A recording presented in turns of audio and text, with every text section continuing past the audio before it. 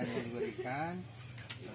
Sebelum kita mulai dengan wawancara ini, pertama saya silakan memperkenalkan diri dengan pekerjaan saya. Baik, terima kasih. Selamat malam. Saya Wahid Aman, bekerja di Lembaga Penjaminan Mutu Pendidikan. Sekarang kantor saya itu nomenklaturnya berubah menjadi Balai Penjaminan Mutu Pendidikan Provinsi Nusa Tenggara Timur. Ya. Hari-hari kami bekerja melakukan pendampingan, pembimbingan terhadap satuan pendidikan, baik kepala sekolah, guru, dan tenaga pendidikan lainnya. Saya senang sekali pada kesempatan ini bisa berjumpa dengan Pak Rustam terkait dengan penugasan PPG. Maka kami bersedia untuk bertindak selaku narasumber dalam diskusi kesempatan ini. Saya persilakan. Terima kasih Pak Wahid sudah memperkenalkan diri. Mungkin kita langsung saja dengan pokok persoalan. Ini berkaitan dengan identifikasi masalah yang dihadapi oleh saya ketika berada di sekolah saya. Pertama, berkaitan dengan pedagogi. Yang diidentifikasinya adalah masih ada peserta didik yang kurang memahami terhadap materi yang diajarkan oleh Bapak Ibu guru di sekolah. Mungkin Pak Wahid bisa memberikan penjelasan, masukan atau saran terkait masalah pedagogi di sekolah. Maka seorang pendidik atau guru hendaklah memiliki kompetensi di bidang akademik. Salah satu kompetensi guru yang kita kenal adalah kompetensi pedagogis. Oleh karena itu, tugas guru adalah menguasai bidang keahlian yang dia ampu, sehingga ketika melakukan proses pembelajaran, guru yang bersangkutan betul-betul menguasai metodologi pembelajaran, kemudian menguasai model-model pembelajaran, kemudian menguasai strategi belajar mengajar, sehingga dalam proses pembelajarannya tujuan pembelajaran itu bisa dicapai.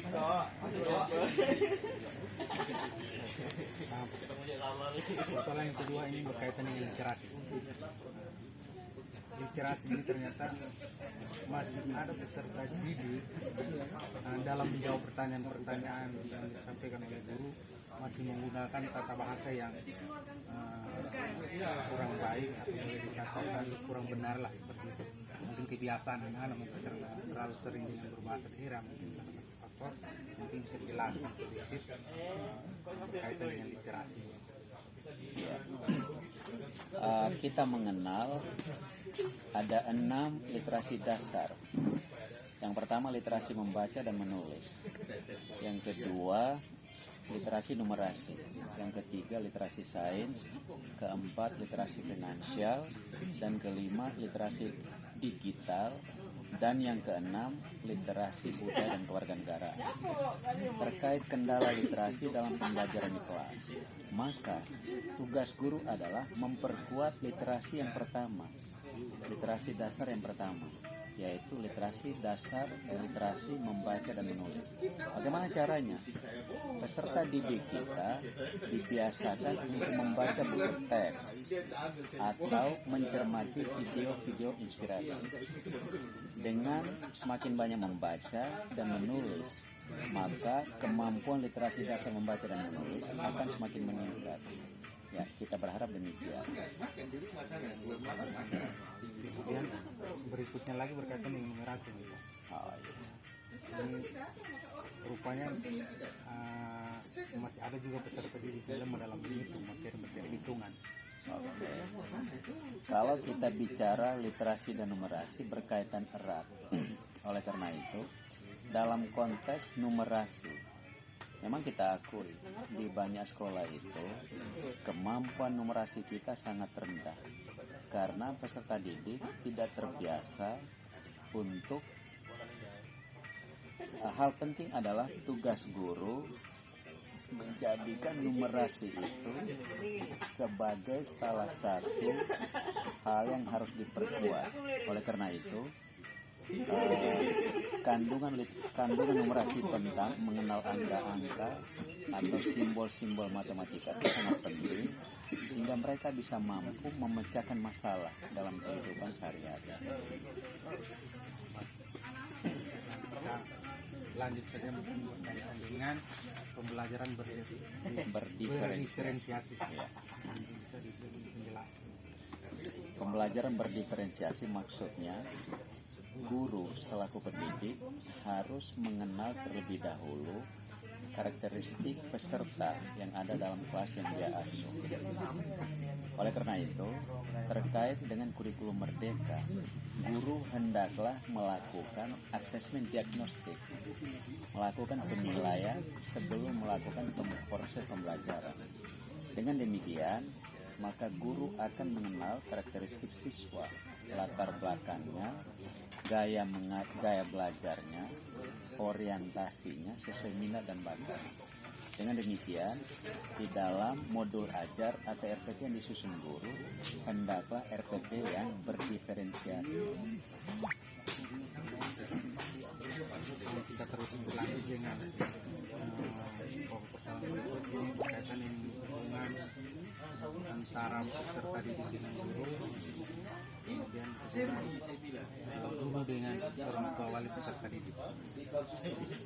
Ini terkadang peserta didik ini kadang hubungan yang dengan guru mungkin kurang harmonis, bisa mengakibatkan ketidaksenangan siswa terhadap guru, mungkin berkaitan dengan materi-materi ajar atau terlalu keras dalam hal mendidik atau memberi teguran, atau kemudian ada hubungan orang tua dengan pihak lembaga atau guru ini bersangkutan, mungkin karena orang tua ini lebih sibuk dengan kerjaan sehingga semua menjadi tanggung jawab satu orang tua melimpahkan semua ke sekolah. Padahal sebenarnya kan waktu bersama siswa kan hanya beberapa jam, lebih banyaknya kan Bersama orang tua. Ya, jadi mungkin ini bisa memberikan masukan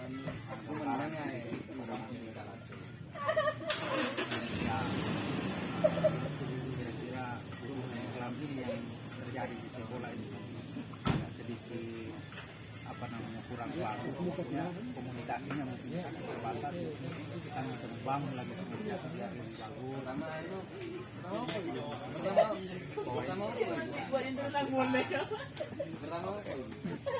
Pendidikan berkualitas adalah tanggung jawab semua pihak, bukan hanya tanggung jawab sekolah atau guru. Oleh karena itu, guru hendaklah melakukan kerjasama dengan pihak orang tua wali. Begitu pula lembaga atau satuan pendidikan melakukan kerjasama dengan berbagai pihak, baik antar guru dengan siswa maupun guru dengan wali kelas, guru dengan orang tua wali, dan komponen-komponen terkait, sehingga kualitas pendidikan itu tidak hanya ditimpakan kepada guru di kelas, tetapi juga dukungan dari siswa yang bersangkutan dan dukungan dari orang tua wali. Begitu pula pemerintah melalui dinas pendidikan, melalui regulasi atau kebijakan-kebijakan.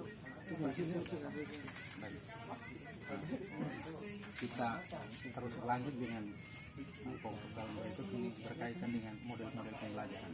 Memang masalah yang dihadapi di sekolah memang kami sampai dengan yang dikatakan sampai dengan saat ini berkaitan dengan penerapan kami agak tertinggal, masih memakai model-model pembelajaran lama, misalnya ceramah. Ini yang mungkin salah satu faktor yang membosankan mungkin sampai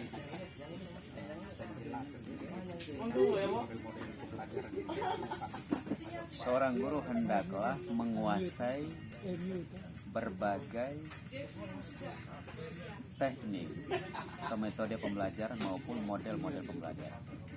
Terkait model dan metode, guru harus membedakan mana yang merupakan metode pembelajaran, mana yang merupakan model pembelajaran.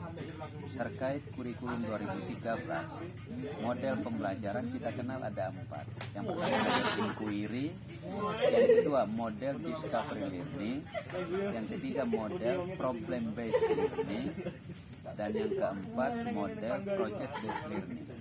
Masing-masing model pembelajaran memiliki sintak atau langkah-langkah dalam pembelajaran. Oleh karena itu, guru wajib memahami dan menguasai model-model pembelajaran dengan sintak yang lengkap sehingga di dalam proses pembelajaran dia bisa melakukan pembelajaran secara maksimal. Lain dengan metode. Kalau metode yang kita kenal, metode kuno, metode tradisional, metode ceramah. Dan ternyata sampai sekarang masih banyak guru yang melakukan pembelajaran dengan metode ceramah. Maka siswa itu jenuh dan bosan. Maka perlu ada metode seperti diskusi, simulasi, metode role play, bermain peran, dan metode-metode yang bervariasi lain.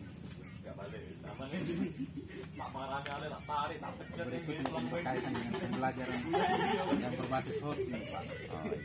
Kalau kami di atas memang terus terang, hal yang satu ini memang masih sangat tabu nih, masih awal. Berikan masukan kepada kami atau lembaga. Oke. Pembelajaran hoax akhir-akhir ini dibutuhkan banyak sekolah atau banyak guru. Mengapa?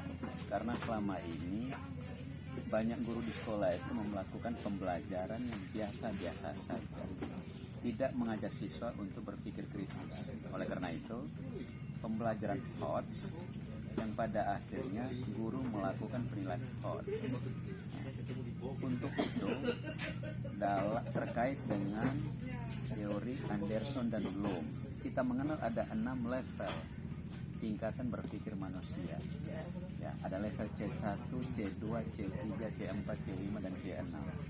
Di antara 6 level kemampuan berpikir manusia itu, guru hendaklah menyusun soal-soal untuk menguji siswa dengan melihat pada level 4, 5, 6, C4, C5, 6.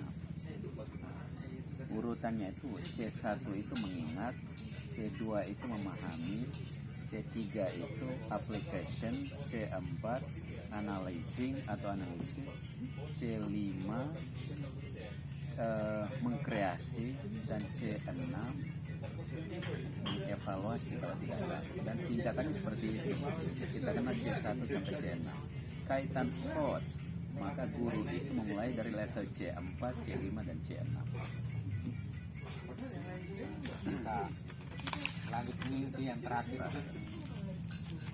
berkaitan dengan pemanfaatan musik sebagai pendukung untuk proses pembelajaran. Nah, terus terang memang kami di atas ini sangat terbatas. Kemudian masih ada juga guru yang memang tidak sama sekali berkaitan dengan penggunaan IT dalam proses pembelajaran. Dalam proses pembelajaran dari zaman sekarang, mau tidak mau semua guru harus menggunakan IT dalam proses pembelajaran. Ya, kenyataannya ternyata ada guru yang masih gaptek alias gagap teknologi. Tapi tugas kepala sekolah selaku pemimpin tetap memberi peluang dan kesempatan agar guru yang bersangkutan harus nantiasa belajar. Karena moto kita itu belajar sepanjang hayat. Sehingga semua guru di sekolah wajib memiliki kemampuan IT dalam melakukan proses pembelajaran. Oleh karena itu, ketika diluncurkan kurikulum 2013, banyak guru IT merasa heran, mata pelajaran TIK dihilangkan. Tapi bukan dihilangkan, sesungguhnya mata pelajaran TIK terinclude di dalam setiap mata pelajaran. Sekarang di kurikulum Merdeka, mata pelajaran TIK kembali dilaksanakan di sekolah dengan nama informatika. Jadi lagi-lagi TIK tetap menjadi kebutuhan penting bagi guru dalam melakukan proses pembelajaran. Terima kasih Wahid sudah meluangkan waktu untuk diwawancarai berkaitan dengan tugas kami ini. Sekali lagi saya ucapkan terima kasih kepada Pak Wahid. Terima kasih. Oke.